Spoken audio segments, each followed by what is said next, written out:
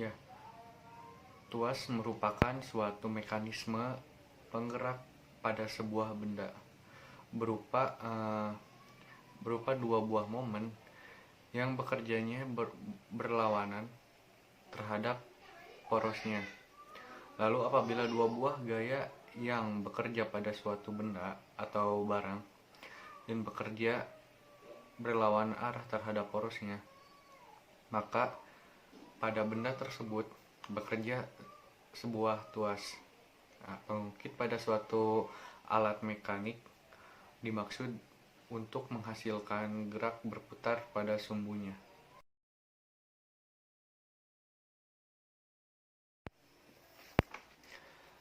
Assalamualaikum warahmatullahi wabarakatuh. Perkenalkan, nama saya Kalis Tresna Paujan. Saya dari kelas PJKR 4D. NPM saya 1810 6310 70 185. Di sini saya akan mencoba menjelaskan mengenai materi tuas dan atau pengungkit dengan menganalisis dalam salah satu cabang olahraga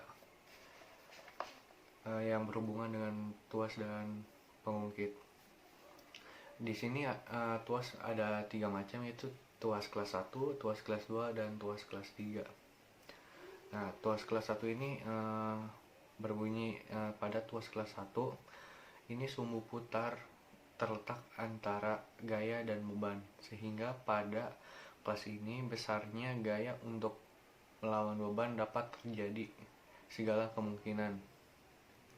Nah, lalu untuk yang tuas kelas 2 berbunyi pada tuas kelas 2 ini beban terletak antara sumbu putar dan gaya, sehingga pada tuas kelas 2 ini besarnya gaya untuk melawan beban selalu lebih kecil dari beban itu. Lalu untuk tuas kelas 3 berbunyi pada tuas kelas 3 ini gaya terletak antara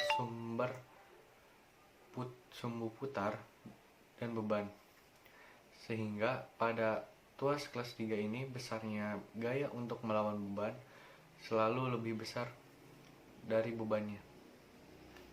Nah, di sini saya akan mencoba menganalisis salah satu cabang olahraga untuk dikaitkan dengan tuas kelas 1, tuas kelas 2 atau tuas kelas 3. Misal, saya mengambil contoh di cabang olahraga bola voli. Dalam cabang olahraga bola voli terdapat 5 teknik dasar, yaitu servis, passing bawah, passing atas, dan smash dan block. Yang pertama, servis.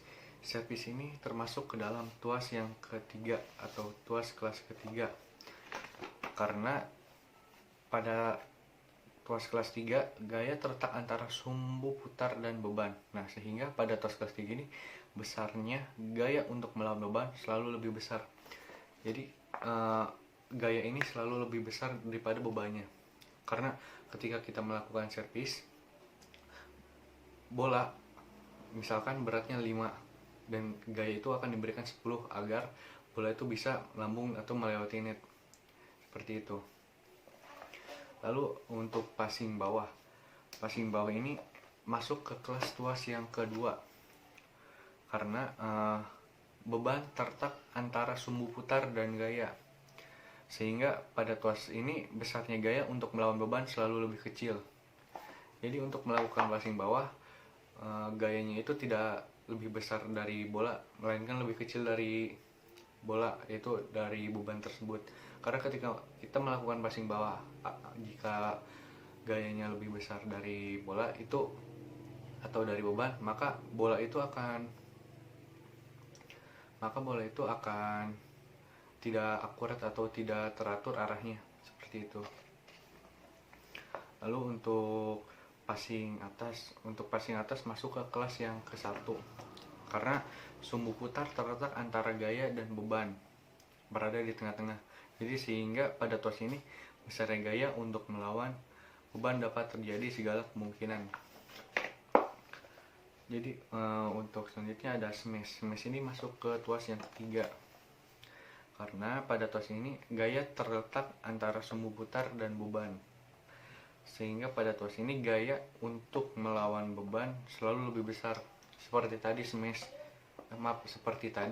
servis, jadi lebih lebih besar gayanya dibanding bebannya. Jadi ketika kita melakukan smash, di bahu kita ini ada gaya dan di sini ada beban, dan disinilah porosnya seperti itu. Kalau tidak poros, ini ada sumbu putarnya seperti itu. Ini gaya, sumbu putar, dan ini adalah bebannya. Dan gaya itu selalu lebih besar daripada bebannya. Yang terakhir ada blok. Nah, blok ini masuk ke kelas yang kedua karena besarnya gaya untuk melawan beban ini lebih kecil. Ketika kita melakukan blok, kita tidak memberikan gaya yang lebih besar atau gaya yang lebih kecil, melainkan di sini ketika kita melakukan blok, tangannya lurus seperti ini ke atas, dan kita ini tidak memberikan gaya yang lebih besar daripada beban tersebut, melainkan lebih kecil dari beban tersebut. Seperti itu. Saya rasa cukup untuk analisis mengenai cabang olahraga bola voli. Semoga bermanfaat.